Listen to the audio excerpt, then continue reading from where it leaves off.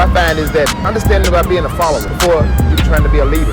Great followers, to me, turns out to be great leaders. I've been blessed enough to play this sport for a lot of years, but I've had a lot of individuals around me, and so a lot of times we think that, man, he's accomplished so much, but there's been so many different people to influence me in my life. There's so many different people that had their hands on me to mold me into where I am today. So when that happens, you have to be able to get it and understand that there's a give back. I love the idea to be able to try to influence, somebody. And so as a basketball player, but now as a coach, you wear so many different hats, so it's not just a coach.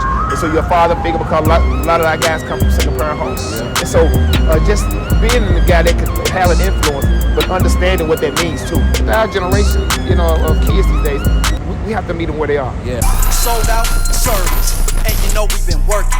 We serving, we earning. The watches, it's hurting. Big heart, but it started with Chris. Seen a lot when it comes to this biz. Don't serve, don't earn. They gotta shift keys to be a capitalist. What's up, Southern family? I've been recently traveling quite a bit, guys. I've been to Memphis in the past couple of days. I've been to Memphis, I've been to California, back over to Pennsylvania, back to Orlando, back here to Maryland. And while I was in Memphis, I had the opportunity to work with some of my team members and building an agency out there for our firm. And I came across an individual named Andre Turner. If you know who Andre Turner is, he's one of the most renowned basketball players to ever come out of Memphis, play ball for the University of Memphis, play ball overseas, played for the Philadelphia 76ers, played with some of the likes of Penny Hardaway, guys like him that came out of Memphis also. And he's a man of influence. I couldn't help but being in Channel Film, we couldn't go 10 to 15 feet without someone knowing who he was. And as we were talking, I asked him, we had an interview on the streets of Memphis, Tennessee, downtown where the Memphis Grizzlies play, and we're having a conversation about influence. Because for a man like Andre to come from the streets of Memphis, to play ball there, to come back home, to win multiple state championships with the basketball team, the high school basketball team there, he's somebody who definitely has influence. And so in this interview, we're just having a candid conversation about life and what he's done in his career, but how he feels influence should be used in the community to give back to others and uplift our people. There's people who have money, and then there's leadership and influence. And I think at the end of the day, you can have money and no real leadership. You can have leadership and no real money. And I think influence, though, gives you the ability to move things and to move cities and move communities. I think we need more leaders that have influence also at the end of the day. Absolutely. And what you said is so important, is the platform. Your platform. And what I find is that understanding about being a follower, understand what that means before you're trying to be a leader. Because great followers, to me, turned out to be great leaders. And so that's been my take and what I've tried to do, with what I've done. And I've been blessed enough to play this sport for a lot of years.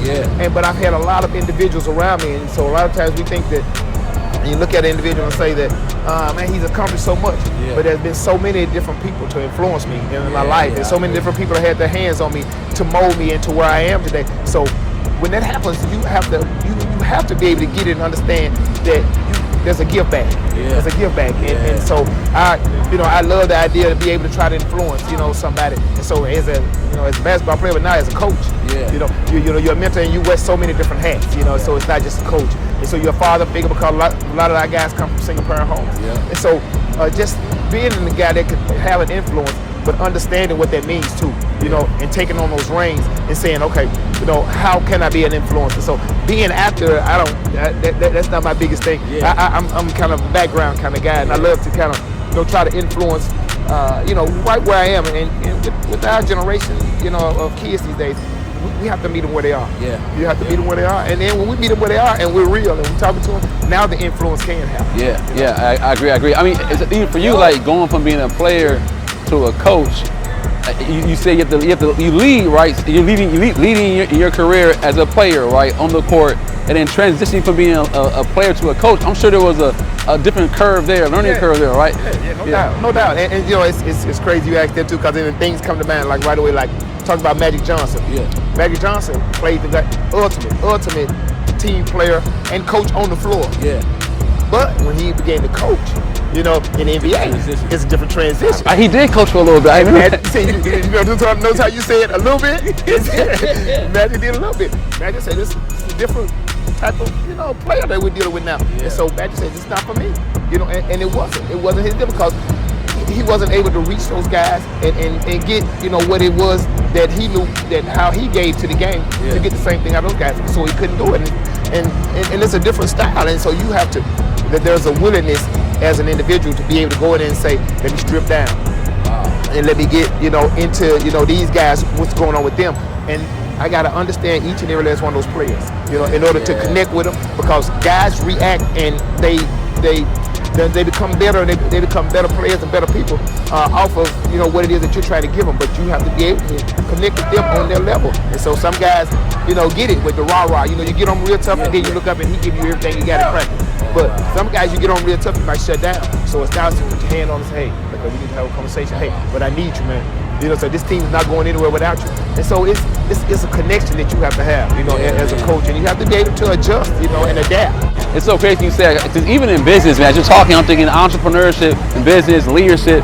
Even in my agency where I got certain agents that I lead, and some of them I can hoorah, man. I can give them a game time, halftime speech, man. They ready to go run and take over the world. And some of them don't want that. They want a one-on-one lunch or a coffee, and how's the wife doing, how's the family doing. And I think it's so important in business and leadership in general to understand your people and how to drive and get the most out of people. I think the best coaches, the best leaders, right, in general, get paid for the ability to maximize the gifts and the talent that people they have. That's right. And you see that in the individuals that you affect. The ones you affect, and that's how you look. But I love, even just from the meetings, we're talking and you talking about, okay, let me get, to the individuals who, not the way up there that, I know I get there and I can have an easy life, so I can just deal, and okay, I lose, 25,000, I'm good, there's no problem, what I'm saying? But what about, the ones that I really want to affect, and I really want to have a personal effect on my folk, and it makes a world of difference, man. So now, when you feel that, yourself, it's like the worth. Your own personal worth. It's like, okay, I'm really doing something. Okay, yeah, they make the rich and they use them. Yeah, that's cool. And I can still earn a lot of money and all that. But what am I really? How am I really being an influence? What's really happening with my life? So now, you feel that, and I say this to a lot of my young guys. They're like, okay, you get out there and you work hard and you earn your stuff and then you get it, and then now it's like, I gotta protect it. But somebody come and give you something, then you're like, okay, yeah, I can use that, and then because somebody that's gonna give you something else, so you feel it like that, But you earn it, you work for it. Now, as I say, anything worth having, it's worth working for and waiting for. But our crew want that microwave, they want it right now. Man, I see it so much often in business, man. I say it all the time. Anything worth fighting for and waiting for is worth having.